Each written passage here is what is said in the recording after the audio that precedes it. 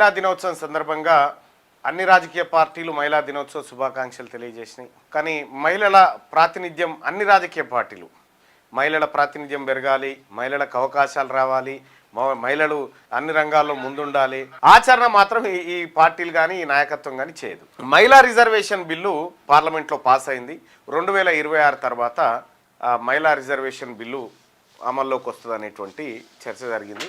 మరి ఈ దేశంలో సర్వోన్నత న్యాయస్థానము సుప్రీంకోర్టు. ఈ సుప్రీంకోర్టులో మహిళలకు సంబంధించినటువంటి రిప్రజెంటేషన్ ఎట్లా ఉంది? ఈ సుప్రీంకోర్టులో మొత్తం జడ్జెస్ ఎంతమంది అంటే ఇంక్లూడింగ్ చీఫ్ జస్టిస్తో కలిపి 34 మంది ఉంటారు.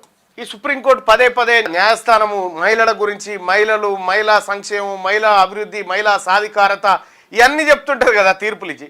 ఈ సుప్రీంకోర్టులో ఎంతమంది మహిళా జడ్జిలు ఉన్నారంటే 32 మంది ఏమో పురుషులు, ఒక్క ఆమె మహిళ. సుప్రీంకోర్టులో 34 మంది ఉంటే కనీసం 10 మంది మహిళా జడ్జీలు ఉండాలి. సుప్రీంకోర్టు న్యాయమూర్తులందరూ, పురుష న్యాయమూర్తులందరూ మహిళా దినోత్సవం చేసుకున్నారు నిన్న. విచిత్రం ఏంటంటే అత్యున్నత న్యాయస్థానంలోనే మహిళలకు వాటా లేదు. ఇక పార్లమెంట్ సంగతి మీ అందరికీ ఎరికే. సరే, భవిష్యత్తులో అది మహిళా రిజర్వేషన్ రూపంలో రాబోతా ఉంది. మొదటి భారత ప్రధాన న్యాయమూర్తిగా అయ్యేటువంటి అవకాశం ఈమెకుంది, ఈమె సీనియారిటీ ప్రకారం. బివి నాగరత్న అని చెప్పి ఈ ఒక్క ఆమెనే మహిళ ఇప్పుడు సుప్రీంకోర్టులో మహిళా న్యాయమూర్తి.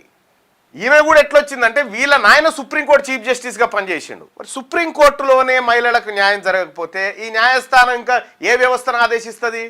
కానీ హైకోర్టు, సుప్రీంకోర్టులలో 33% జడ్జి పోస్టులు మహిళలకు ఎందుకు ఉండకూడదు? న్యాయం అనేటువంటి పదానికి ఒక ప్రతిరూపంగా నిలిచినటువంటి సుప్రీంకోర్టు, హైకోర్టు దగ్గరనే నుంచే స్టార్ట్ కావాలి కదా. మహిళా సాధికారత, మహిళా హక్కులు, మహిళలకు సంబంధించినటువంటి వాటా సమానత్వం అనేది కోర్టుల దగ్గర నుంచే స్టార్ట్ కావాలి కదా. మన రాష్ట్రపతి గారు మహిళ, రెండో మహిళ. ప్రధానమంత్రిగా ఇందిరాగాంధీ ఒక్కరే మహిళ.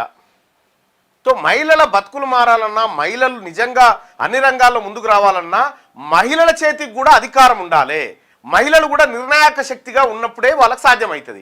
ఈ పురుషాధిక్య సమాజంలో మహిళల గురించి ఆచరణలో నిజంగా ప్రజలంతా సమానమే, లింగభేదం లేకుండా అందరు సమానమే అనేటువంటి ఆలోచన వచ్చినప్పుడు ఇది మారుతుంది.